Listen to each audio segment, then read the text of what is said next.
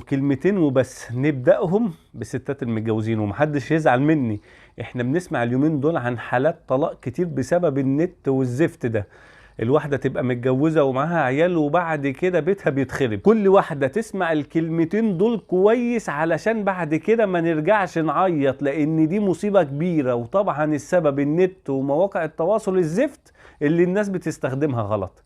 ابن عمك، ابن خالك، زميل دراسة، جارنا من زمان، ابن الجن الازرق بعتلك مساء الخير او صباح الخير، ازيك عامله ايه مش باينه ليه، طمنيني عنك وحشتيني. هي بتبدا كده وتنتهي بموت ودمار وخراب بيوت. تحت بابك للشيطان وهيخرب بيتك بعدها. مالك حزينه ليه؟ حاسس من كلامك انك متضايقه. طب احكي لي، طب فضفضي لي. جوزك ضايقك؟ انت لو مراتي مستحيل ان ازعلك او اسيبك كده، وهوب بتتعلقي بيه وبقيتوا صحاب ما يعديش يوم غير لما يكلمك، وانت طبعا تتكلمي معاه وبتحكي معاه لانه صديق، وهو طبعا مستغل مشاعرك، وبعد ما بتقفلي معاه عارفه بيقول عليك ايه؟ بيقول عليك هبله وعبيطه. ولما يكلمك انت جميله نفسي اشوفك، ولولا انت ست متجوزه كنت اتجوزتك والله. وبعد كده العلاقه بتتطور الى لقاء، الى هوب خراب بيوت وفضيحه. ومن هنا بقى بتاخدي لقب ست متجوزه وخاينه.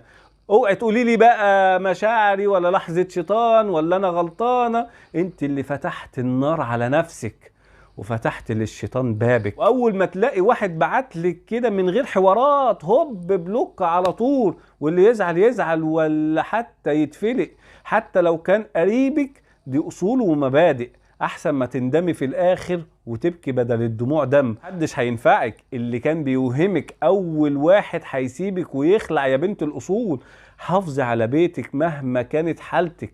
يا بنت ما تدخليش اي راجل غريب حياتك، انت على ذمة راجل خليكي في حلالك. بيوت كتير والله خربت بسبب العلاقات دي. جوزك اللي طالع عينه في شغله ده علشانك انت مش علشان حد تاني، وحتى لو هو مقصر معاكي في حقك ما ينفعش حد يستغل ظروفك وتبقي في النهاية خاينة. نصيحة ليكي بلاش تشتكي من جوزك على الفيسبوك. اياكي تفضلي تكتبي انك زهقانة من قلة تقدير جوزك ومعاملته معاكي. اياكي اصلا تكتبي اي حاجة خاصة بمشاكلك الاسرية على الفيسبوك.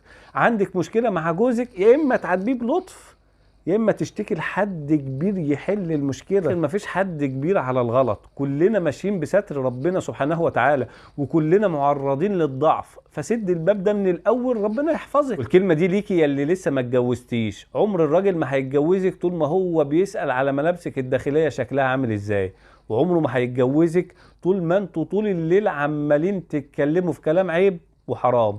وعمره ما هيتجوزك طول ما هو بيقابلك في الشارع وياخد منك النمره وانت